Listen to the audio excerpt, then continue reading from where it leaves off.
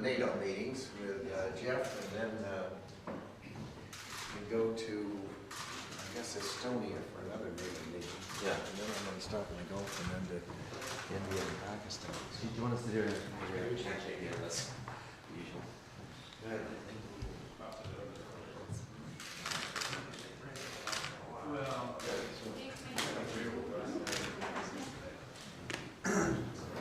I think President George W. Bush, after September 11th, put in place a set of structures that have protected this country and contributed to a safer world, and he deserves a great deal of credit for it. I think it's instructive that President Obama ran against most of the things President Bush put in place, and yet he has kept almost all of them to this very day, because I think he found that campaigning's a lot easier than governing.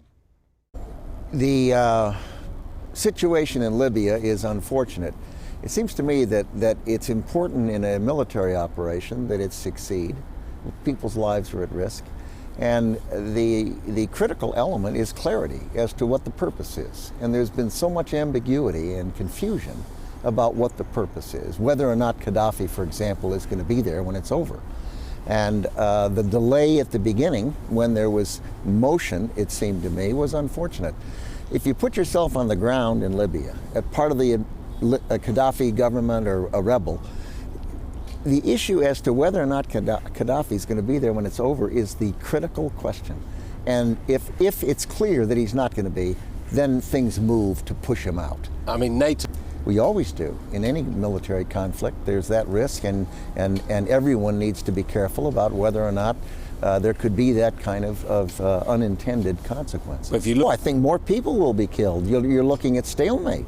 If it goes like this and stays in a confused situation, inevitably more people will be killed. And if this began as a humanitarian effort, I can't characterize that as a humanitarian effort if the stalemate lasts and more people die. I don't know. I wasn't there. I wasn't part of the decision. I don't know what other countries have agreed to do. I don't know what's being done covertly.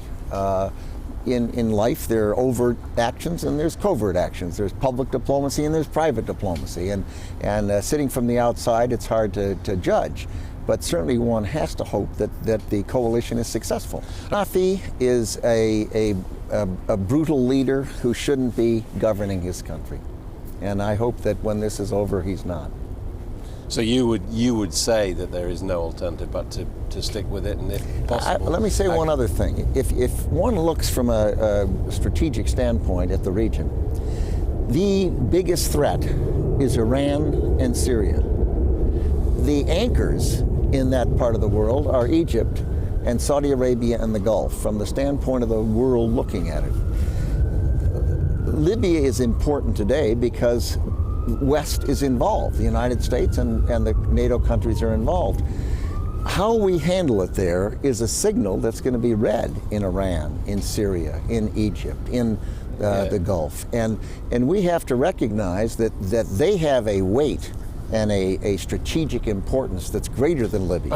I think if we send the wrong signals because of the West's interaction and behavior in Libya, it would be most unfortunate. I think the right signal is to prevail, and that these despots are not immortal, that they in fact are mortal, and that they don't necessarily last forever, particularly once the West is engaged. The United States and the rest of the countries of the world live in the world, and the world is what it is. And what we're seeing in that part of the world is that countries have moved too slowly towards freer political systems and freer economic systems. And in the information age, the large numbers of unemployed young people look at the world and they see what's going on in other countries, and you get this ferment.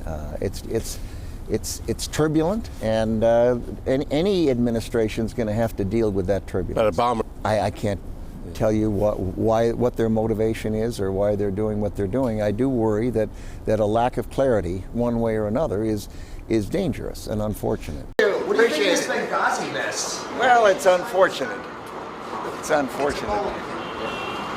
Do you have something to do it with? Benghazi, it's what now? Well, it's unfortunate. We had some people killed there, and Seems like somebody dropped the ball, that's for sure.